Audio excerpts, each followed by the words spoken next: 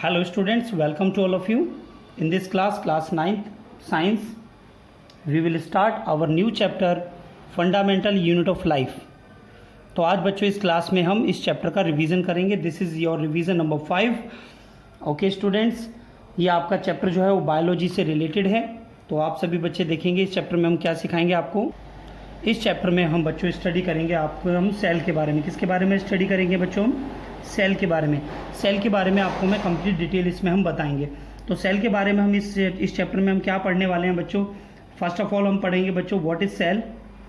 ठीक है, what is cell, इसके बारे में मैं आपको इसमें बताने वाला हूँ. Discovery of cell, discovery of cell, discovery of cell किसने की बच्चों? नेक्स्ट हम इस चैप्टर में हम पढ़ने वाले हैं composition of cellular composition in different organism.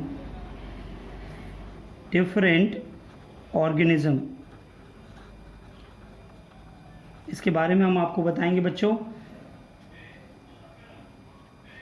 Structural, organisation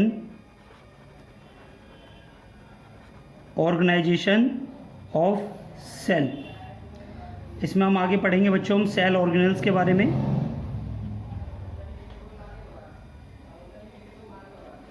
cell organelles के बारे में आप इसमें बताएंगे बच्चों आपको. एंड इसमें हम बच्चों डिफरेंशिएट करेंगे prokaryotic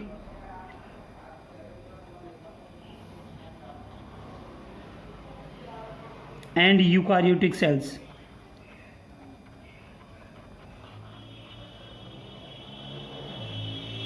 okay students, animal cell and plant cell के बारे में हम इसमें पढ़ेंगे.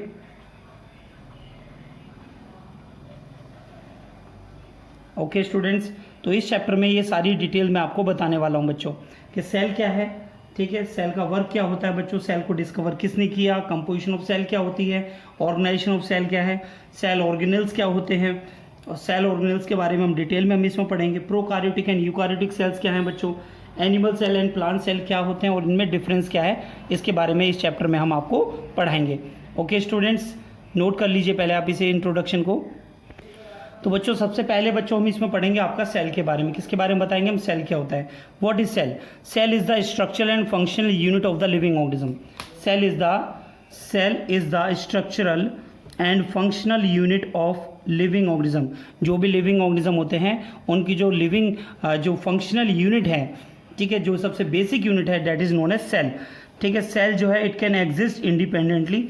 सेल जो है इंडिपेंडेंटली एग्जिस्ट कर सकता है and can perform all the life process, और सभी प्रोसेस को वो कंटिन्यू कर सकता है, अपनी रनिंग कर सकता है.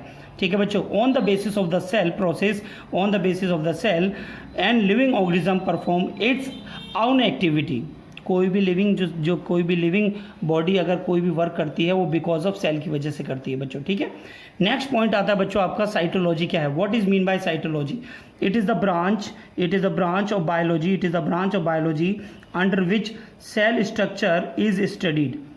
यानी बच्चों वो ब्रांच बायोलॉजी की जिसमें हम जो है सेल स्ट्रक्चर के बारे में पढ़ाई करते हैं उसे हम साइटोलॉजी कहते हैं. लेकिन इसे अब nowadays it is called as cell biology. इसको अब हम सेल बायोलॉजी के नाम से पढ़ते हैं. ओके स्टूडेंट्स, नेक्स्ट पॉइंट आता है बच्चों characteristics of the cell. Characteristics of the cell आप देखेंगे बच्चों, मोस्ट इंपॉर्टेंट पॉइंट है आपका. ये एग्जाम में भी पूछा है था, मैंने इंपॉर्टेंट मेंशन भी किया है आपके लिए. आप देख रहे हैं बच्चों, cell are the building blocks of all plants and animals. ठीक है, सेल हमारे बिल्डिंग ब्लॉक्स होते हैं सभी प्लांट एंड एनिमल के लिए. Cells is capable of independent existence and can perform all the basic functional of life. Number third, every organism start its life as a single cell. Each cell has its own life span. Next है बच्चों आपका the old and worn out cell are continuously replaced by new cell. Last है बच्चों आपका many cells together form a tissue and many tissue form it together form a organ, and the organ work together as a system that is known as organization या organism. Okay बच्चों, चलिए बच्चों इसे detail में मैं आपको समझाता हूँ।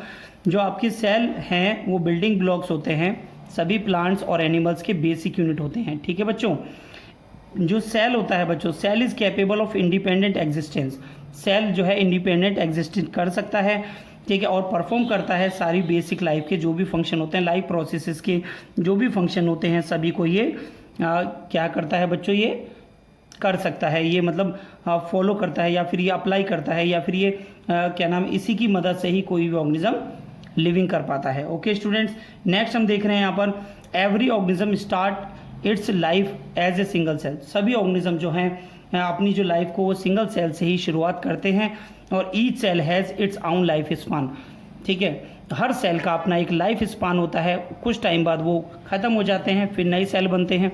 The old and worn out cell are continuously replaced by new cell. जैसा कि आप इसमें देख रहे हैं, जो पुराने सेल होते हैं वो सभी कंटिन्यूसली रिप्लेस किए जाते रहते हैं बाय न्यू सेल्स। ठीक है बच्चों, काफ़ी जो सेल्स हैं, मैनी सेल्स मिलकर क्या बनाते हैं बच्चों, टिश्यू, और टिश्यू मिलकर क्या बनाते हैं बच्चों, ऑर्गन। जो ऑर्गन है वो वर्क करता है एक सिस्टम की तरह जिसे हम ऑर्गेनिज्म कहते हैं। ओके स्टूडेंट्स, ये बहुत ही इंपॉर्टेंट पॉइंट है, कैरेक्टरिस्टिक्स ऑफ द सेल। यहाँ से 1 मार्क्स 2 मार्क्स से क्वेश्चन आपसे बन सकते हैं, तो आप इसे नोट कर लीजिए बच्चों, स्क्रीनशॉट भी आप ले सकते हैं। तो बच्चों अब हम यहाँ पर स्टार्ट करेंगे बच्चों आपका सेल का डिस्क्रिप्शन। ठीक है बच्चों, सेल को हम किस किस तरीके से हम इसमें पढ़ने वाले हैं। सेल की स्ट्रक्चर पढ़ेंगे बच्चों, शेप ऑफ सेल्स पढ़ेंगे, number and size of the cell on the basis of number. Cell आपके कितने टाइप के होते हैं वो भी हम आपको बताएंगे बच्चों। ठीक है, सेल के जो टाइप्स होते हैं बच्चों आपके प्रोकार्योटिक, यूकार्योटिक, प्लांट सेल और एनिमल सेल, इनके बारे में हम डिटेल में हम इसमें पढ़ेंगे। ठीक है बच्चों, स्ट्रक्चर में हम देख रहे हैं बच्चों यहाँ पर सेल मेम्ब्रेन और साइटोप्लाज्म। ठीक है, एंड थर्ड आता है बच्चों आपका न्यूक्लियस। ठीक है, साइटोप्लाज्म के अंदर क्या होते हैं, सेल ऑर्गेनल्स। ठीक है बच्चों, इन सभी के बारे में आपको डिटेल में इस क्लास में आपको पढ़ाने वाला हूँ। ठीक है बच्चों, सेल का एक अदर पार्ट और है living part of the cell. Living part of the cell होता है बच्चों, इसे हम बोलते हैं प्रोटोप्लाज्म। क्या बोलते हैं बच्चों इसे, प्रोटोप्लाज्म। ठीक है बच्चों, ठीक है, इसमें आपके 3 पार्ट्स हैं आपके, cell membrane, nucleus and cytoplasm. तो बच्चों ये किस तरीके से आपका सेल परफॉर्म करता है, किस तरीके से वर्क करता है, मैंने इसमें सेल का जो फ्लो चार्ट आपको बनाया है, इस फ्लो चार्ट को आप याद रखेंगे, अपनी कॉपी में भी ड्रॉ करेंगे बच्चों। अब बच्चों हम यहाँ पर देखेंगे डिस्कवरी ऑफ सेल। ठीक है, हमारा नेक्स्ट टॉपिक है discovery of cell. Discovery of cell किसने की बच्चों, in 1665 Robert Hooke discovered cell. Robert Hooke discovered cell. Robert Hooke ने डिस्कवर्ड किया था किसको बच्चों, सेल को डिस्कवर्ड किया था। सेल्स आर सो टाइनी, उन्होंने बताया सेल बहुत छोटे होते हैं। They can not be seen by our naked eye, वो हमारी आंखों से हमें, नग्न आंखों से हमें दिखाई नहीं देते हैं। उन्होंने सेल को डिस्कवर किया था, he discovered the cell. He examine, उन्होंने एक्सपेरिमेंट करके देखा, a thin slice of a bottle cork under self made crude microscope. उन्होंने एक बोतल कॉर्क जो है, कॉर्क को इन्होंने देखा किसमें बच्चों, अपने ही बनाए हुए माइक्रोस्कोप में, जिसका नाम था बच्चों क्रूड माइक्रोस्कोप। उन्होंने देखा जो कॉर्क है, जो कॉर्क थे वो क्या थी बच्चों, कॉर्क को उन्होंने ऑब्टेन किया था बार्क ऑफ द ट्री से। ठीक है, it's section was made up of large number of boxes they performing A Honey comb structure. कि उन्होंने देखा कि जो ये कॉर्क है, कॉर्क का जो स्ट्रक्चर है जो माइक्रोस्कोप में दिखाई दे रहा है, वो बच्चों कैसा दिखाई दे रहा है, इसमें बहुत सारे नंबर ऑफ बॉक्सेस हैं। ठीक है, जिन्हें इन्होंने इन बॉक्सेस को ही क्या बोला था बच्चों, सेल बताया था। इन्हीं को क्या बताया, दीज आर सेल। तो बच्चों इस तरह की स्ट्रक्चर थी जैसी मैंने आपको यहाँ दिखा रखी है। ये रॉबर्ट हुक ने अपने माइक्रोस्कोप में इस तरह की स्ट्रक्चर को एग्जामिन किया था और इस तरह का उनका माइक्रोस्कोप था जो जिसे क्रूड माइक्रोस्कोप बोला गया था। ठीक है बच्चों, नेक्स्ट देखेंगे बच्चों, यहाँ पर मैंने आपको नेक्स्ट पॉइंट दिया है बच्चों रॉबर्ट ब्राउन के बारे में। रॉबर्ट ब्राउन कौन थे, इन्होंने क्या किया, रॉबर्ट ब्राउन ने in 1831 discovered the nucleus in the cell. Discovered the nucleus in the cell. बच्चों 1 नंबर का क्वेश्चन यहाँ से आ सकता है पूछने के लिए, who discovered the nucleus in the cell. तो आप बताएंगे बच्चों Robert Brown. Robert Brown discovered the nucleus in the cell. Next point आता है बच्चों आपका पुरकिंजे और मोल के बारे में। J.E. पुरकिंजे और मोल ने क्या किया बच्चों, in 1839 gave the term of protoplasm. इन्होंने प्रोटोप्लाज्म की डिस्कवरी करी और प्रोटोप्लाज्म को इन्होंने बताया, it is the living fluid of the substance, it is the living fluid substance in cell. ये सेल में पाया जाता है, ये लिविंग फ्लूइड सब्सटेंस होता है और इसका नाम क्या दिया बच्चों, प्रोटोप्लाज्म। किसने डिस्कवर किया बच्चों, ये J.E. पुरकिंजे एंड वॉन मोल ने किया था। कब किया था बच्चों, 1839 में। ठीक है, तो सभी बच्चे ध्यान रखेंगे। ठीक है, ये पॉइंट भी सही बच्चे ध्यान रखेंगे। नेक्स्ट पॉइंट है बच्चों आपका invention of microscope. Invention of microscope, जो माइक्रोस्कोप की जो इन्वेंशन हुई थी, यहाँ पर काफ़ी सारे माइक्रोस्कोप की इन्वेंशन की गई है। जैसे कि हम आपको बता रहे हैं, सबसे पहले सिंपल माइक्रोस्कोप। सिंपल माइक्रोस्कोप को इन्वेंट किया था। Simple microscope, the first simple microscope was developed by the Anton van Leeuwenhoek, ठीक है, for the first microscopic observation के लिए। तो बच्चों एंटोन वैन लीवेनॉक ने जो सिंपल माइक्रोस्कोप को डिस्कवर किया था। सेकंड आपका जो माइक्रोस्कोप है यहाँ पर वो है आपका कंपाउंड माइक्रोस्कोप, इसे हम लाइट माइक्रोस्कोप भी कहते हैं। इसको डिस्कवर किया था, it is discovered by the Robert Hooke. इसे किसने डिस्कवर किया बच्चों? रॉबर्ट हुक ने डिस्कवर किया था। नेक्स्ट हम देख रहे हैं बच्चों ऑप्टिकल माइक्रोस्कोप। नेक्स्ट है बच्चों आपका ऑप्टिकल माइक्रोस्कोप। ऑप्टिकल माइक्रोस्कोप क्या है? ठीक है, ऑप्टिकल माइक्रोस्कोप के बारे में किसने डिस्कवर किया बच्चों? ये भी आपका किसने डिस्कवर किया? रॉबर्ट हुक ने डिस्कवर किया था। इन्होंने इसमें क्या इंप्रूविंग किया था? इसकी डिज़ाइन को इंप्रूव किया था और मैग्नीफाइंग पावर को इन्होंने बढ़ाया था, जो 1500 टाइम्स 1500 टाइम्स था आपका किसी भी माइक्रो ऑर्गेनिज्म को, उसका 1500 गुना हम देख पाते थे। ठीक है, किस माइक्रोस्कोप से बच्चों? ऑप्टिकल माइक्रोस्कोप से। नाउ एंड द लास्ट में आपको हमने बताया है इलेक्ट्रॉन माइक्रोस्कोप के बारे में। इलेक्ट्रॉन माइक्रोस्कोप किसने डिस्कवर किया बच्चों? एर्नस्ट रुस्का एंड मैक्स नॉल, ये साइंटिस्ट थे बच्चों। इन्होंने डिस्कवर किया था किसको बच्चों? इलेक्ट्रॉन माइक्रोस्कोप को। ये माइक्रोस्कोप ऐसा था कि बच्चों ये मैग्नीफाइंग कर सकता था किसी भी ऑब्जेक्ट को 400 टाइम्स, यानी 4000 गुना बड़ा दिखा सकता था किसी भी छोटे से ऑब्जेक्ट को। ठीक है बच्चों, तो ये डायग्राम्स मैंने आपको यहाँ पर दिखाए हैं। जैसे कि सिंपल माइक्रोस्कोप का डायग्राम ये है बच्चों, जो लीवेनॉक ने बनाया था। इट इज़ लाइट और compound microscope, it is optical microscope और इलेक्ट्रॉन माइक्रोस्कोप। बच्चों एग्जाम में ये माइक्रोस्कोप बनाने के लिए नहीं दिए जाते हैं, बट इनकी डिस्कवरी किसने करी, इनकी मैग्नीफाइंग पावर किस तरीके से थी, ये क्वेश्चन आपके यहाँ से पूछे जाते हैं। ठीक है बच्चों, नोट कर लीजिए सभी। नेक्स्ट पॉइंट है बच्चों आपका सेल थ्योरी। ठीक है, नेक्स्ट पॉइंट है बच्चों आपका सेल थ्योरी। ठीक है, सेल थ्योरी बहुत ही मोस्ट इंपॉर्टेंट पॉइंट है बच्चों। ये आपका एग्जाम में 3 मार्क्स का एग्जाम में आता है बच्चों, और ये सारे पॉइंट्स आपको लर्न करना बहुत ज़्यादा ज़रूरी है। ठीक है, cell theory, 2 biologist Schleiden and Schwann. तो बच्चों who give the cell theory, ये भी आपका ऑब्जेक्टिव क्वेश्चन, MCQ क्वेश्चन आपका बन सकता है बच्चों। 2 biologist Schleiden and Schwann give the cell theory, और बाद में इसे जो इसमें जो भी कमियां थी या फिर इसको मॉडिफाई करके जिसने दिया, उनका नाम था बच्चों रुडोल्फ वर्च्यू। ठीक है बच्चों, ध्यान रखेंगे सभी स्टूडेंट। सेल थ्योरी के क्या बेसिक पॉइंट थे बच्चों? Cell is the basic unit and structure of the cell of plants and animals. ये सभी बच्चे ध्यान रखेंगे, सेल जो है बेसिक यूनिट स्ट्रक्चर होती है of all plants and animals की। नेक्स्ट पॉइंट में बच्चों आपको बताया जा रहा है cell is the basic unit of cell is the basic unit of function as all metabolic reaction takes place inside the cell. तो हमारी जो सेल है वो बेसिक यूनिट होती है। क्या होती है बच्चों? Basic unit of function as metabolic reactions takes place inside the cell. तो बच्चों हमने यहाँ पर बताया जो भी हमारी बॉडी के अंदर, जो भी किसी लिविंग बॉडी के अंदर जो मेटाबॉलिक रिएक्शन होती हैं, तो वहाँ जो बेसिक फंक्शन जो परफॉर्म किया जाता है वो किया जाता है बच्चों बाय सेल के द्वारा। ठीक है बच्चों, नेक्स्ट पॉइंट बच्चों हमारा है यहाँ पर, ठीक है, cell is a unit of heredity. ठीक है, it contains heredity material inside the nucleus. What is mean by heredity material? Heredity material का मतलब होता है बच्चों कि ये वो मटेरियल होता है जो किसी भी पेरेंट के द्वारा उनके ऑफिस स्प्रिंग्स में भेजा जाता है। कोई भी पेरेंट अपने ही तरह के ऑफिस स्प्रिंग्स को रिप्रोड्यूस कर सकता है, ठीक है, बिकॉज ऑफ हेरिडिटी मटेरियल। और ये कहाँ प्रेजेंट होता है बच्चों? Heredity material inside the nucleus पाया जाता है। ओके बच्चों, आगे देखें next. all living cells arise only from the pre-existing cell, यानी जो भी सेल हैं वो प्री एग्जिस्टिंग सेल से ही बनते हैं। नई सेल जो बनते हैं, यानी old worn out cell replace by new cells, जैसा कि मैंने आपको पहले भी बताया था। ठीक है बच्चों, ये आपके सेल थ्योरी के मेन पॉइंट थे, सभी बच्चों को याद रखने हैं। नेक्स्ट पॉइंट आता है बच्चों, ये नोट पॉइंट है, इंपॉर्टेंट पॉइंट है आपका, virus are the exception of cell theory. Virus are the exception of cell theory.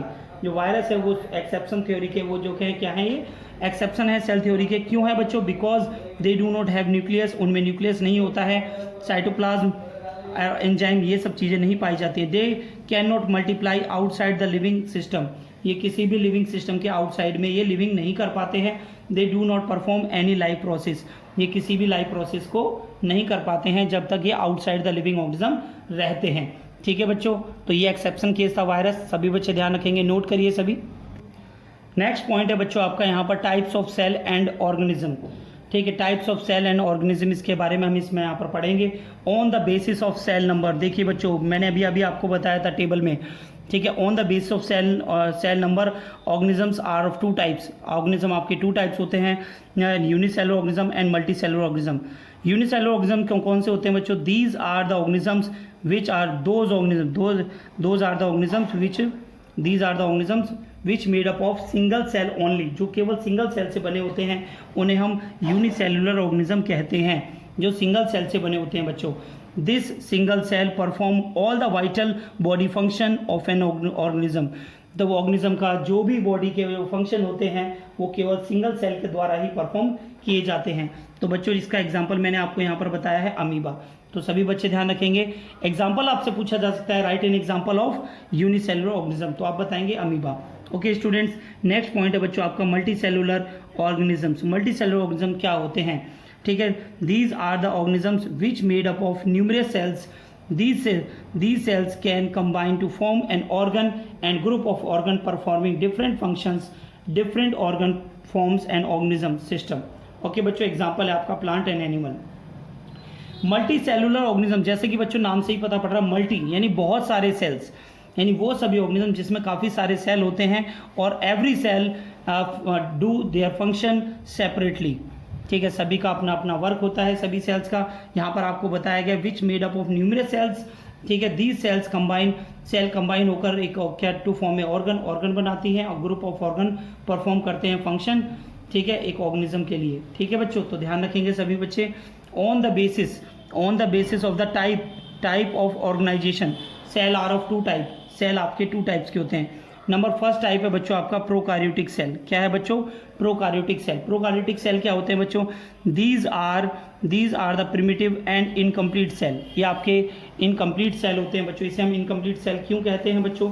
ध्यान से देखें, इसे हम इनकम्प्लीट सेल हम क्यों कह रहे हैं बच्चों? Because they have less developed nucleus without nuclear membrane and nucleolus.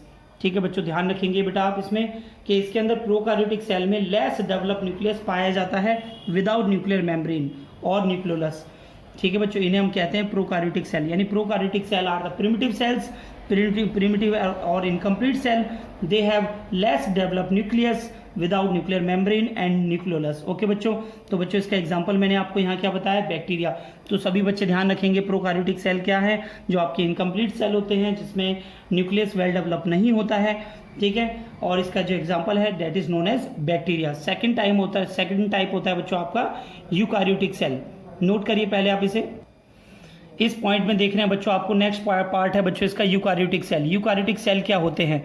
Eukaryotic sales क्या हैं? तो बच्चों ध्यान से देखेंगे आप सभी। Eukaryotic cell, these are the well developed cell. ये आपके वेल डेवलप्ड सेल होते हैं। They have advance nucleus. इनमें एडवांस न्यूक्लियस पाया जाता है, यानी वेल डेवलप्ड न्यूक्लियस पाया जाता है with unclear membrane and nucleolus. और इसके एग्जाम्पल हैं बच्चों आपके प्लांट्स एंड एनिमल्स। ठीक है, तो ध्यान रखेंगे बच्चों, यूकार्योटिक सेल कौन से हैं? जो आपके जिनमें जो है न्यूक्लियस वेल डेवलप पाया जाता है उन्हें हम यूकार्योटिक सेल कहते हैं। तो बच्चों ये क्वेश्चंस हैं, ये क्वेश्चंस आपको ध्यान रखने हैं। सेल आर रिगार्डेड एज, ठीक है, तो फाउंडेशन, ब्रिक्स, सीमेंट और नन ऑफ दीज। तो यहाँ पर आएगा बच्चों ब्रिक्स ऑफ बिल्डिंग। ठीक है बच्चों, यानी basic function unit of life होती है बच्चों, तो एक ब्रिक्स की तरह काम करते हैं। अमीबा क्या है बच्चों? एनिमल, प्लांट, फंगस और बैक्टीरिया। तो यहाँ पर आपका आंसर है बच्चों बैक्टीरिया। तो सभी बच्चे ध्यान रखेंगे इसे। ठीक है, नोट कर लीजिए सभी। नेक्स्ट पॉइंट है बच्चों आपका इसमें सेल्स, हाउ स्मॉल और लार्ज दे आर। ठीक है, उन सेल जो हैं कितने छोटे हो सकते हैं या कितने बड़े होते हैं, उसके बारे में हम इस पॉइंट में इससे डिस्कस करेंगे। देखिए बच्चों, सबसे पहला पॉइंट है the cells are so tiny. Cells बहुत छोटे होते हैं। They can be seen only through a microscope. Microscope से ही देख सकते हैं हम, नेक्ड आई से नहीं देख सकते हैं। देखिए बच्चों, ये आपका इंपॉर्टेंट क्वेश्चन यहाँ से आ सकता है। The smallest cell is mycoplasma. Smallest cell का नाम है माइकोप्लाज्मा। ठीक है, इसको हम PPLO भी कहते हैं। मेजरिंग इसका जो डायमीटर होता है 0.1 to 0.15 इन डायमीटर। तो सभी बच्चे ध्यान रखेंगे इसे। ठीक है, लॉन्गेस्ट सेल के बारे में आपको बताया गया। The longest cell are nerve cell. Longest cell कौन से होते हैं बच्चों? नर्व सेल होते हैं, और इनका जो मेजरमेंट होता है 1 मीटर इन लेंथ होते हैं। ओके स्टूडेंट, ये भी बच्चों आपका पॉइंट क्लियर हो गया होगा। नेक्स्ट पॉइंट आपको मैंने बताया बच्चों लार्जेस्ट सेल के बारे में। The largest cell are ostrich eggs, इनकी जो मेजरिंग होती है नियरली 170 टू 135 नैनोमीटर मिलीमीटर, ठीक है बच्चों। तो लॉन्गेस्ट सेल आपका ostrich egg, longest cell nerve cell, largest cell ostrich egg, smallest cell mycoplasma या पीपीएलओ। तो बच्चों ये इंपॉर्टेंट पॉइंट मैंने आपको बताया। 1 माइक्रोमीटर का मतलब होता है 10⁻³ mm मिलीमीटर, या फिर 1 माइक्रोमीटर को हम जो है 10⁻6 मीटर भी कहते हैं। 1 नैनोमीटर जो है 10⁻9 मीटर होता है, इसको हम 10⁻6 मिलीमीटर भी लिखते हैं, ठीक है बच्चों। तो ये आपके सेल के मेजरिंग करने के लिए साइज हैं, तो सभी बच्चे ध्यान रखेंगे, नोट कर लीजिए बेटा सभी से। नेक्स्ट पॉइंट आता है बच्चों आपका सेल की शेप के बारे में। सेल की जो शेप होती है बच्चों किस तरीके से होती है, cell shape, how different they appear, वो कैसे दिखाई देते हैं सेल की शेप पर। तो बच्चों मैंने यहाँ पर बताया है सेल कैन बी स्फेरिकल भी हो सकता है बच्चों, ओवल भी हो सकता है। एग्जाम्पल हमने बताया बच्चों ओवम, तो ध्यान रखेंगे स्फेरिकल और ओवल शेप में। एग्जाम्पल मैंने आपको ओवम बताया। पॉलीगोनल सेल, पॉलीगोनल जो शेप है इसके जो एग्जाम्पल है वो लीवर सेल है। क्यूबॉइडल शेप में आपकी बोन सेल्स होती हैं। स्पिंडल शेप जो होती हैं इसमें आपकी स्मूथ मसल सेल्स होती हैं बच्चों, इस शेप की, स्पिंडल शेप की। सिलिंड्रिकल जो शेप होती है वो जाइलम वेसल्स की होती है और शीव ट्यूब्स की होती है। तो सभी बच्चे ध्यान रखेंगे यहाँ पर, सिलिंड्रिकल जो शेप पाई जाती है वो जाइलम वेसल्स और शीव ट्यूब की होती है, ठीक है बच्चों। The shape of the cell is often related to the function they perform. जैसे बच्चों मैंने आपको यहाँ पर पॉइंट कराया है WBC के बारे में। WBC are amoeboid with the pseudopodia squeeze out through the capillary walls.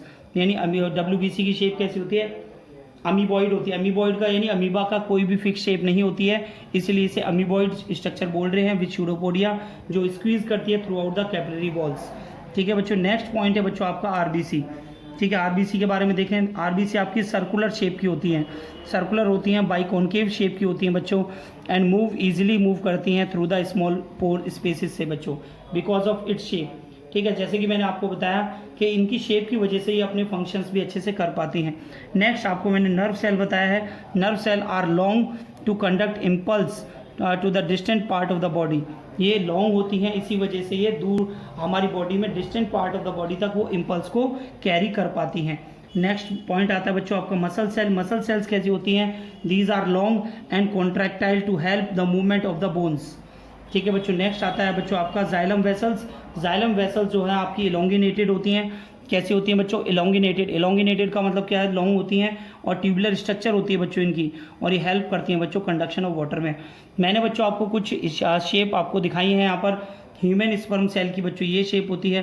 Paramecium की शेप आप देखिए इसमें, अमीबा की शेप देखिए, नर्व सेल की शेप आप देख सकते हैं बच्चों इसमें, स्मूथ मसल सेल की शेप ये है नंबर 5। नंबर 6 में आपको बताया गया है स्पॉन्जिस की सेल की, आपको बताया बोन सेल आपका नंबर 7 पे है, ठीक है। ल्यूकोसाइट यानी WBC का ही पार्ट है बच्चों ये, तो इस तरह की शेप होती है बच्चों, ठीक है। नंबर 9 पर कैलिमेंडस का शेप ऑफ सेल आपको मैंने दिखाया है। एपिथेलियल सेल जो स्किन में पाई जाती हैं, डेट इज़ जो शेप नंबर 10 पर आपको दिखा रहे हैं। फैट सेल आप नंबर 11 पे आप देख रहे हैं। नंबर 12 पर आप कैटरनियम के बारे में देख रहे हैं किस तरह का शेल होता है, ठीक है। गार्ड सेल्स ऑफ स्टोमेटा, जो स्टोमेटा की जो सेल्स होते हैं यहाँ पर क्लोरोप्लास्ट पाया जाता है, नंबर 13 में मैंने आपको दिखाया। लास्ट में आपका आता है बच्चों liver cell and xylem element. Liver cell आपकी शेप आपको दिखा रखी है, एंड जो जाइलम एलिमेंट्स हैं तो वो आपके कैसे होते हैं, ट्यूबुलर स्ट्रक्चर है और आपकी एलोंगिनेटेड है, तो सभी बच्चे ध्यान रखेंगे। लास्ट में ये मेन पॉइंट है बच्चों, सेल मिलकर क्या बनाते हैं बच्चों, टिश्यू मिलकर क्या बनाते हैं बच्चों, ऑर्गन मिलकर क्या बनाते हैं बच्चों, ऑर्गन सिस्टम। तो सभी बच्चों को ये पॉइंट क्लियर हो गया होगा बच्चों, उम्मीद करता हूँ सभी बच्चे नोट करें। नेक्स्ट पार्ट आता है बच्चों आपका structural organisation of cell. Structural organisation of cell क्या है, ठीक है। ऑर्गेनाइजेशन ऑफ सेल, सेल के अंदर बच्चों क्या क्या होता है, पार्ट्स ऑफ सेल के बारे में हम यहाँ पर डिस्कस कर रहे हैं बच्चों। क्या क्या पाया जाता है बच्चों, न्यूक्लियस के अंदर क्या क्या होता है बच्चों, nuclear membrane, nucleolus, nucleoplasm, chromatin material. तो इनके बारे में बच्चों हम डिटेल में हम इसमें पढ़ेंगे इस चैप्टर में, ठीक है। नेक्स्ट आता है बच्चों आपका प्लाज्मा मेम्ब्रेन। तो प्लाज्मा मेम्ब्रेन को हम सेल मेम्ब्रेन भी कहते हैं, इसके बारे में डिटेल में हम पढ़ेंगे। नेक्स्ट हम पढ़ेंगे बच्चों साइटोप्लाज्म के बारे में। Cytoplasm contain various cell organelle. कौन कौन से सेल ऑर्गेनल होते हैं बच्चों, endoplasmic reticulum, mitochondria, Golgi complex, ribosomes, lysosomes, centrosome, plastids, ठीक है बच्चों। सेंट्रियोसोम केवल एनिमल में ही पाया जाता है, ठीक है। सेंट्रोसोम एनिमल सेल में ही पाया जाता है और प्लास्टिड आपका प्लांट सेल में पाया जाता है। बच्चों ये इंपॉर्टेंट पॉइंट है दोनों, ये इन दोनों पॉइंट्स को आप अच्छे से ध्यान रखेंगे। ठीक है बच्चों, नेक्स्ट पार्ट हम देखते हैं यहाँ पर जो मैंने इंपॉर्टेंट पॉइंट मैंने आपको दिखाया है। A plant cell is little bit different from the animal cell, ये थोड़ा सा डिफरेंट होता है। It has cell wall, it has cell wall, तो सेल वॉल किस में पाई जाती है बच्चों? प्लांट सेल में सेल वॉल पाई जाती है एंड वॉक्यूल पाया जाता है। तो बच्चों सेल वॉल और वॉक्यूल ये डिफरेंट चीज़ें हैं किसमें बच्चों? एनिमल सेल में ये दोनों चीज़ें ही अब्सेंट होती हैं। ओके स्टूडेंट्स, नोट कर लीजिए बेटा कौन कौन से पार्ट्स ऑफ द सेल आपको सेल के अंदर दिखेंगे। साइटोप्लाज्म जो है, साइटोप्लाज्म के अंदर ये सारे पार्ट्स आपके आते हैं, इन सब के बारे में हम डिटेल में इस चैप्टर में हम पढ़ने जा रहे हैं। ओके बच्चों, नेक्स्ट पार्ट है बच्चों यहाँ पर आपका difference between plant cell and animal cell. Difference between plant cell and animal cell के बारे में ये मोस्ट इंपॉर्टेंट पार्ट है बच्चों। ये आपका 3 मार्क्स का आपके एग्जाम में आना है, इंपॉर्टेंट है, तो सभी बच्चे ध्यान से देखेंगे इनके कौन कौन से पॉइंट हैं। Plant cell are usually larger, plant cell जो है लार्जर होते हैं देन एनिमल सेल। ठीक है बच्चों, animal cell are generally small in size, यानी प्लांट सेल आपके लार्जर होते हैं और एनिमल सेल आपके स्मॉल इन साइज होते हैं। Plasma membrane of plant cell is surrounded by cell wall. ठीक है, प्लांट सेल के अंदर जो प्लाज्मा मेम्ब्रेन है वो घिरी होती है किससे बच्चों? सेल वॉल उसके अंदर पाई जाती है, उसे वो रिजिडिटी प्रोवाइड कराती है, उसकी स्ट्रक्चर सपोर्ट को भी प्रोवाइड कराती है, उसे रिजिडिटी प्रोवाइड कराती है। एनिमल सेल में हम देखते हैं बच्चों यहाँ पर तो सेल वॉल एब्सेंट ही होती है बच्चों, इसमें सेल वॉल प्रेजेंट ही नहीं है। ठीक है, नेक्स्ट हम देखते हैं प्लांट सेल में बच्चों प्लास्टिड्स, इसमें प्लास्टिड पाया जाता है बच्चों। सेल ऑर्गेनल जो ल्यूकोप्लास्ट, क्लोरोप्लास्ट और क्रोमोप्लास्ट इसके टाइप्स हैं बच्चों, ये प्रेजेंट होते हैं एनी प्लांट सेल में। बट हम यहाँ पर देख रहे हैं प्लास्टिड जो है एनिमल सेल में अब्सेंट होते हैं। ओके स्टूडेंट्स, नेक्स्ट पार्ट है बच्चों आपका वैक्यूल्स के बारे में। Vacuoles are present in abundance, they are large in size, यानी प्लांट सेल के अंदर बहुत सारे आपके जो है मैनी वैक्यूल पाए जाते हैं और उनका बहुत बिगर साइज होता है। बट एनिमल सेल के अंदर वैक्यूल जो है बहुत ही कम नंबर में पाए जाते हैं और जो पाए जाते हैं उनका स्मॉलर साइज होता है। ठीक है बच्चों, नेक्स्ट पॉइंट देखेंगे हम। Centriole have not found in plant cell, centriole जो होते हैं वो प्लांट सेल में नहीं पाए जाते हैं, केवल कुछ ही फ्लावर प्लांट्स में पाए जाते हैं। ये सेंट्रियोल आपके प्रेजेंट होते हैं किसमें बच्चों? एनिमल सेल में, इसके बारे में मैंने अभी आपको बताया था।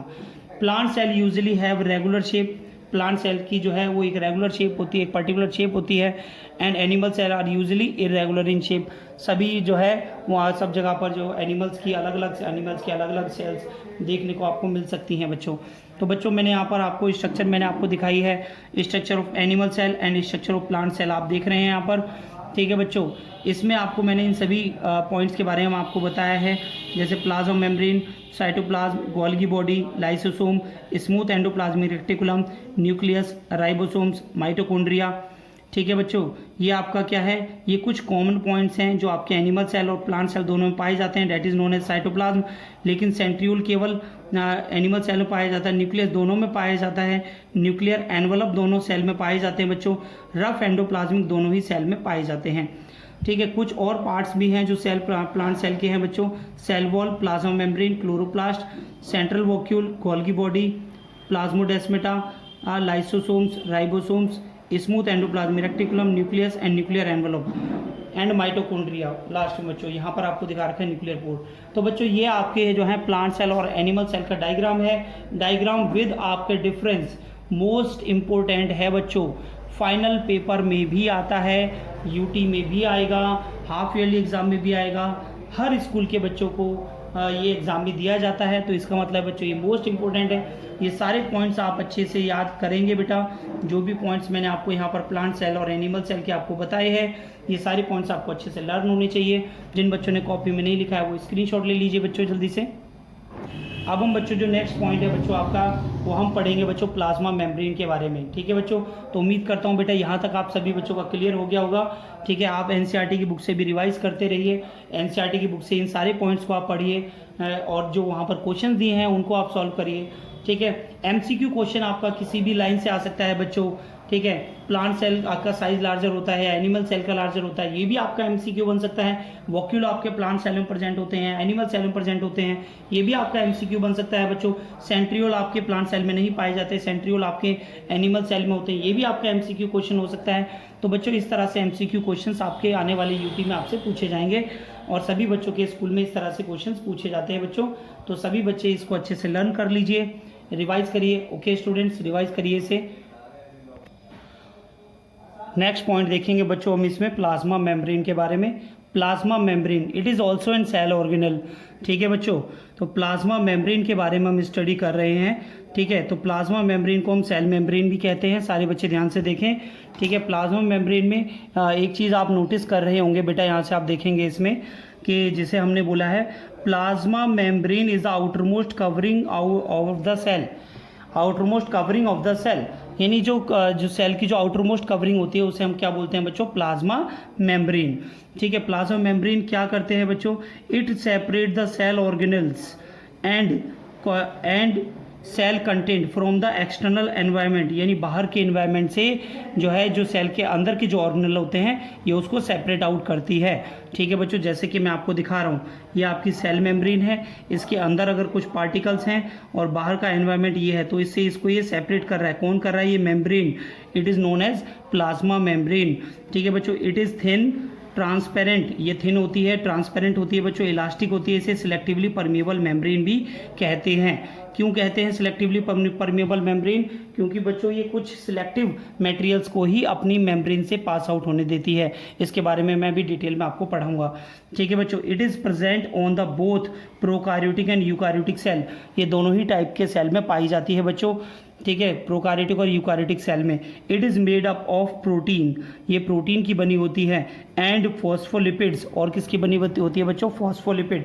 जैसे कि बच्चों मैंने आपको यहाँ डायग्राम में आपको दिखाया है, यहाँ पर आपकी फॉस्फोलिपिड बाइलेयर है, ये प्रोटीन्स हैं, पॉलीसेकेराइड हैं इसमें यहाँ पर, तो इससे आपका बनता है स्ट्रक्चर ऑफ प्लाज्मा मेम्ब्रेन। बच्चों एग्जाम में ये प्लाज्मा मेम्ब्रेन का डायग्राम तो नहीं आता है, बट आपको ये पता होना चाहिए किसका बना होता है प्लाज्मा मेम्ब्रेन। प्लाज्मा मेम्ब्रेन बना होता है बच्चों आपका प्रोटीन और फॉस्फोलिपिड की। ठीक है बच्चों, और जिस साइंटिस्ट ने ये मॉडल दिया था, इन्होंने इसका नाम रखा fluid Mosaic model of plasma membrane. ठीक है, इज मोस्ट एक्सेप्टेबल, इसको एक्सेप्ट किया गया बच्चों। और इसे किसने दिया था? सिंगर एंड निकोलसन साइंटिस्ट थे। कौन से साइंटिस्ट थे बच्चों? Singer and Nicolson.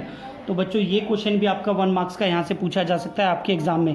नेक्स्ट आता है बच्चों आपका function of plasma membrane. Function of plasma membrane क्या है? ठीक है बच्चों, नंबर फर्स्ट फंक्शन है it binds the semi fluid, it bind the semi fluid content to the cell of the cell and gives a definite shape, and gives a definite shape, and gives a definite shape. तो ये क्या करता है बच्चों? ये bind करता है semi fluid and content को सेल से, and gives a definite shape to the cell. ठीक है बच्चों, ध्यान रखना है, ये सेमी फ्लूइड कंटेंट को सेल में बांधे रखता है और सेल को डेफिनेट शेप प्रोवाइड कराता है। कौन बच्चों? Plasma membrane. ओके बच्चों, it is selectively permeable membrane because it permit only certain substance to pass through itself. तो यानी सेल को जिन सब्सटेंस की नीड होती है, ठीक है, ओनली उन्हीं सब्सटेंस को ही अपने अंदर से पास आउट होने देते हैं। Clear students? नेक्स्ट पॉइंट हम देख रहे हैं बच्चों, because of flexibility of plasma membrane it enable the cell to engulf large molecule and food particles. ठीक है बच्चों, तो हम देख रहे हैं कि प्लाज्मा मेम्ब्रेन की जो फ्लेक्सिबिलिटी होती है वो हेल्प करती है सेल को इनगल्फ करने में फूड पार्टिकल्स को। तो because of flexibility of plasma membrane the flexibility of plasma membrane help to the plasma membrane to engulf food particle। तो सभी बच्चे ध्यान रखेंगे, प्लाज्मा मेम्ब्रेन के फंक्शन है, नोट कर लीजिए बेटा सभी। देखिए बच्चों, नेक्स्ट फंक्शन में हम आपको बता रहे हैं यहाँ पर it help in exchange of gases. It help in exchange of gases किसके बारे में पढ़ रहे हैं बच्चों? इट क्या है यहाँ पर? Plasma membrane. तो कौन कौन सी गैसेस को हेल्प करती है बच्चों? CO2 and O2 by the process of diffusion. यानी ये भी क्वेश्चन आपका एग्जाम में आ सकता है बच्चों, यहाँ से किस प्रोसेस से एक्सचेंज ऑफ गैसेस होती हैं? तो आप बताएंगे डिफ्यूजन प्रोसेस। ठीक है बच्चों, तो अब हम यहाँ पर देखेंगे जो सब्सटेंसेस हैं वो मूव इन और आउट ऑफ द सेल कैसे करते हैं, सेल के अंदर कैसे आते हैं और सेल से बाहर कैसे जाते हैं। ठीक है, substances can enter the cell across a plasma membrane, plasma membrane से होकर आते हैं बच्चों। ठीक है, बाय द फॉलोइंग प्रोसेसेस। कौन सी प्रोसेस हैं बच्चों यहाँ पर? Diffusion, osmosis, endocytosis and phagocytosis. तो सभी बच्चे ध्यान देंगे, diffusion, osmosis, endocytosis and phagocytosis, इन सभी के बारे में मैं आपको पूरा डिटेल में मैं आपको बताऊंगा। Number first diffusion. तो बच्चों डिफ्यूजन आप पहले भी पढ़ते हुए आ रहे हैं, केमिस्ट्री में भी आपने पढ़ा है। ठीक है, डिफ्यूजन क्या होता है? हायर कंसंट्रेशन से लोअर कंसंट्रेशन की तरफ जो पार्टिकल मूव करते हैं, mixing of the gaseous particle और the water particle. Water particle में आपका ओस्मोसिस कहलाता है। इसमें पढ़ाऊँगा अभी, ठीक है। चलो बच्चों यहाँ पर स्टडी करते हैं, इसको देखते हैं। It is the spontaneous movement of particles of a substance in gas or liquid to form a region of higher concentration to the lower concentration until the uniform concentration achieved at both end। यानी बच्चों जब तक कि equilibrium state नहीं आ जाती, equilibrium state यानी uniform concentration नहीं हो जाती, जब तक आपके जो मूवमेंट ऑफ पार्टिकल्स हैं वो होते रहते हैं। तो बच्चों नेक्स्ट पॉइंट आता है बच्चों आपका इंपॉर्टेंस ऑफ डिफ्यूजन क्या है। Importance of diffusion, diffusion process से क्या इंपॉर्टेंस मिल रही है, क्या बेनिफिट मिल रहा है बच्चों, ठीक है, क्यों ये ज़रूरी है। तो बच्चों ये देखें आप, it helps in exchange of respiratory gases. तो ये एक्सचेंज ऑफ गैसेज या रेस्पिरेटरी गैसेज जो आपकी CO2 एंड O2 होती हैं उसमें ये हेल्प करती है बच्चों। नेक्स्ट पॉइंट आप देख रहे हैं, it help in the distribution of different substance in the cytoplasm. यानी साइटोप्लाज्म के अंदर काफ़ी सारे जो सब्सटेंस एक one place to another place जो ट्रांसफ़र किए जाते हैं, डिस्ट्रीब्यूट किए जाते हैं, वो डिफ्यूज़न प्रोसेस के थ्रू होते हैं। Diffusion of water result in osmosis, यानी डिफ्यूज़न इन गैसेस, अगर गैसेस में होता है तो केवल डिफ्यूज़न कहते हैं, ठीक है। अगर डिफ्यूज़न अगर वाटर का हो तो इसे हम ओस्मोसिस कहेंगे बच्चों। Various substances solid liquid gas dissolve in the medium through the diffusion. तो काफ़ी सारे सब्सटेंस जो सॉलिड हो या लिक्विड हो, गैस हो, वो डिजॉल्व हो सकते हैं किसी मीडियम में, और इस प्रोसेस को हम बोलते हैं बच्चों डिफ्यूज़न, ठीक है। एक पॉइंट और आपको दिखा रहे हैं बच्चों, ये आपका इंपॉर्टेंट पॉइंट है ट्रांसपिरेशन का। देखें बेटा आप ध्यान से, transpiration from the aerial parts of the plant occur due to diffusion. तो बच्चों ट्रांसपिरेशन आपने क्या पढ़ा है, ट्रांसपिरेशन होता है बच्चों loss of water from the aerial part of the plant, loss of water from the aerial part of the plant, ठीक है बच्चों। ध्यान रखेंगे जैसे लीव से या फिर other part of the plant से, जैसे लीव से सबसे ज़्यादा होता है, स्टोमेटा के थ्रू ट्रांसपिरेशन होता है। Transpiration from the aerial part of the plant occur due to the diffusion. Okay student, note करिए सभी। नेक्स्ट पॉइंट है बच्चों आपका ओस्मोसिस, ठीक है बच्चों। हम इसमें देखेंगे ओस्मोसिस क्या होता है, ठीक है। ओस्मोसिस क्या है बच्चों, movement of water molecule, movement of water molecules, movement of water molecules through a selectively permeable membrane from higher concentration to the region to the lower concentration region is called osmosis। यानी movement of water molecule from the higher concentration to the lower concentration through a selectively permeable membrane, selectively permeable membrane के द्वारा, ठीक है, higher concentration से lower concentration में जब molecule जाते हैं उस प्रोसेस को हम ओस्मोसिस कहते हैं। क्या कहते हैं बच्चों, ओस्मोसिस। अब आप पढ़ेंगे बच्चों ओस्मोटिक प्रेशर के बारे में। क्या होता है ओस्मोटिक प्रेशर, ठीक है। When two aqueous solutions are separated by semipermeable or selectively permeable membrane they are called osmotic solutions. यानी कोई भी दो एक्वस सॉल्यूशन जो किसी एक मेम्ब्रेन जो से सेपरेट आउट है तो उन्हें बोलते हैं osmotic solutions. Selectively permeable membrane allow the passage of solvent molecule in water on the property of the cell so change in the shape of according to the concentration surrounding the solution like. तो बच्चों आपको हम यहाँ पर बता रहे हैं, अगर आपका कोई भी सोल्यूशन है, कहीं पर कंसंट्रेशन हाई है वो कहीं पर लो है। बच्चों कंसंट्रेशन का मतलब होता है मॉलिक्यूल से, मॉलिक्यूल जहाँ पर ज़्यादा होंगे जो हायर कंसंट्रेशन होगी, मॉलिक्यूल जहाँ कम होंगे वहाँ लोअर कंसंट्रेशन होगी, ठीक है बच्चों। तो ये बात आप ध्यान रखेंगे। तो यहाँ पर आपको बताया गया है बच्चों, ये थ्री तरह के सोल्यूशन बताए गए हैं, आइसोटोनिक सोल्यूशन, हाइपोटोनिक सोल्यूशन और हाइपरटोनिक सोल्यूशन। तो आइसोटोनिक सोल्यूशन में आप देख रहे हैं बच्चों, it has the same concentration of water and solute inside the cell, ठीक है, सॉल्यूट इनसाइड द सेल। तो सॉल्यूट देखिए बच्चों, ये आपका वाटर है, ये भी कोई भी एक लिक्विड है, इसके अंदर जो पार्टिकल्स हैं उनकी कंसंट्रेशन और जो बाहर जो पार्टिकल हैं उनकी कंसंट्रेशन अगर सेम है तो हम उसे आइसोटोनिक सोल्यूशन में हम कहेंगे। क्लियर है बच्चों। नेक्स्ट आता है बच्चों आपका हाइपोटोनिक सोल्यूशन। हाइपोटोनिक सोल्यूशन में क्या है, it has lower solute concentration than inside the cell, ठीक है। इनसाइड द सेल की आपकी जो है आपकी हायर कंसंट्रेशन होती है, आउटसाइड आपकी कम होगी। तो इसमें आपका क्या है, सेल आपका टारगेट हो जाएगा, सेल स्वेलअप हो जाएगा, इसे आप एंडोस्मोसिस कहते हैं। क्या कहते हैं बच्चों, endosmosis. It has lower solute concentration than inside the cell. Next आप देखते हैं बच्चों हाइपरटोनिक सॉल्यूशन। हाइपरटोनिक सॉल्यूशन में आपको हम क्या बता रहे हैं बच्चों, हाइपरटोनिक सॉल्यूशन में it has higher solute concentration than inside the cell, ठीक है। इसमें क्या होता है, बाहर की तरफ आपकी ज़्यादा कंसंट्रेशन होती है, ठीक है, देन इनसाइड द सेल से, ठीक है। सेल बिकम फ्लैसिड, इसमें जो सेल है वो आपका श्रिंक कर जाता है, इस प्रोसेस को आप एक्सोस्मोसिस कहते हैं। तो बच्चों ये आपका जो है प्लाज्मा मेम्ब्रेन के अंदर कौन कौन सी प्रोसेस से कोई भी सब्सटेंस इन करता है या आउट करता है उसके बारे में मैंने आपको पूरा समझाया। तो बच्चों आपको ध्यान रखना है, ठीक है, डिफ्यूज़न क्या है, और इसमें मैंने आपको प्लाज्मा मेम्ब्रेन के बारे में मैंने आपको इसमें डिटेल में आपको मैंने इसमें बताया। तो ये बच्चों ये आपकी एक सेल ऑर्गेनल जो है अभी आपका साइटोप्लाज्म के अंदर होते हैं, ये आपका एक सेल का एक पार्ट है। ठीक है बच्चों, तो आपने अच्छे से सीखा होगा उम्मीद करता हूँ। बेटा सभी बच्चे अपनी एनसीईआरटी की बुक से भी चैप्टर को रीड करें और आपकी किसी भी लाइन से जो हमने आपको पढ़ाया है, जो भी कंप्लीट कंटेंट हमने आपको पढ़ाया है, वहाँ से आपका किसी भी लाइन से आपका एमसीक्यू क्वेश्चन बन सकता है जो आपके यूनिट टेस्ट में आना है। तो सभी बच्चे एक एक लाइन अच्छे से रिवाइज़ करें। जिन बच्चों ने वीडियो देख ली है बच्चों, आप इस वीडियो को एक बार और रिवाइज़ कर लें, जिससे आपके सारे पॉइंट्स एक बार और रिवाइज़ हो जाए। ठीक है, और आप एनसीईआरटी की भी हेल्प से आप अपने पॉइंट्स को अच्छे से लर्न कर सकते हैं। ओके स्टूडेंट्स, नेक्स्ट पॉइंट में मिलेंगे बच्चों आपसे हम नेक्स्ट वीडियो में। आज की वीडियो में इतना ही। थैंक यू सो मच बच्चों। बायोलॉजी में बच्चों आपका केवल यहीं तक ही आएगा, आपका प्लाज्मा मेम्ब्रेन तक ही आपसे पूछा जाएगा एग्जाम में, यूनिट टेस्ट में। तो किसी भी बच्चों को घबराने की ज़रूरत नहीं है कि पूरा चैप्टर आएगा या हाफ चैप्टर आएगा बच्चों। ठीक है, तो ये बात आप ध्यान रखेंगे कि आपसे जितना हमने आपको पढ़ाया है, जितना मैं आपको रिवीजन करा रहा हूँ, ठीक है, केवल उन्हीं टॉपिक में से ही आपसे टेस्ट लिया जाएगा। तो सभी बच्चे अच्छे से रिवाइज करें ये सारे topics. All the best students, thank you.